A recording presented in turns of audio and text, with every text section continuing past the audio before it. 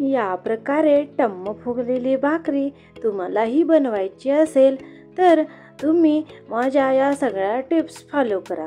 तर ज्वारीची भाकरी बनवण्यासाठी मी इथं काय आणि कसं यूज केलेलं आहे ते तुम्हाला मी दाखवत आहे।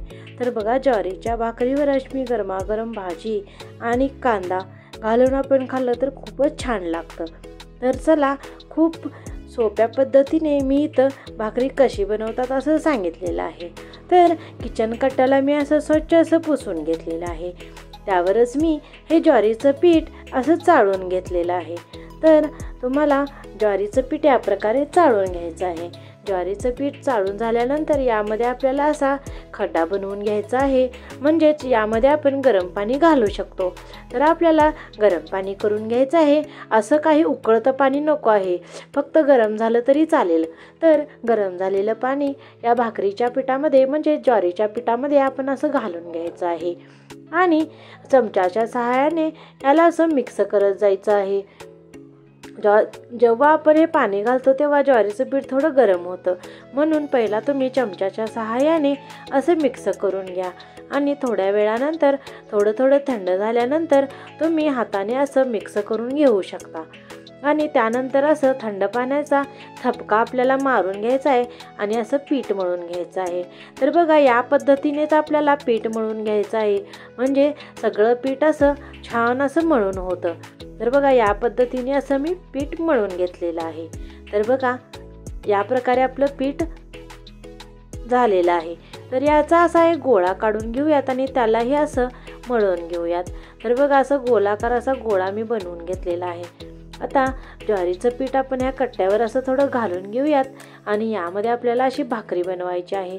तर बघा, पहिला असा गोलाकार शेप द्यायचा आहे आपल्याला एकाच हाताने आणि त्यानंतर थोडं असं पीठ लावून आपल्याला बघा दोन्ही हाताला असं पीठ लावून घ्या आणि दोन्ही हाताने याला असं थापा, म्हणजेच आपली ही जी भाकरी आहे गोल आणि पातळ खूप छान बनते।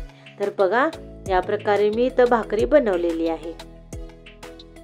तर असंच तुम्ही भाकरी बनवा। तुम्ही अजून पल्लवी लाईफस्टाईल मराठी चॅनलला सबस्क्राईब केलं नसेल तर प्लीज लवकर सबस्क्राईब करा आणि बेल बटन दाबायला विसरू नका। तर बघा, ही किती छान अशी भाकरी बनलेली आहे ना आपली। तर बघा, असे जे कडा आहेत त्यांना आपण असं दाबून गोलाकार शेप देऊ शकतो। तर बघा, इथं तवा पण गरम झालेला आहे, यामध्ये मी थोडं तेल घालून त्याला असं ग्रेसिंग करून घेतलेलं आहे। मी इथं कॉटनच्या कपड्याचा यूज केलेला आहे। तर बघा, तवा असा छान गरम झालेला आहे। आता आपण भाकरी काढून घेऊयात। तर बघा, या प्रकारे तुम्ही अशी भाकरी काढून घेऊ शकता आणि भाकरीची जी वरची बाजू आहे ती आपल्याला अशी खाली टाकायची आहे, म्हणजे तव्याच्या बाजूला आपल्याला हे करायचे आहे आणि खालची बाजू वर। तर बघा, या पद्धतीने मी असं टाकून घेतलेलं आहे। यावर कॉटनचा कपडा आपण पाण्याने भिजवून असं लावून घ्यायचं आहे वरच्या साईडला।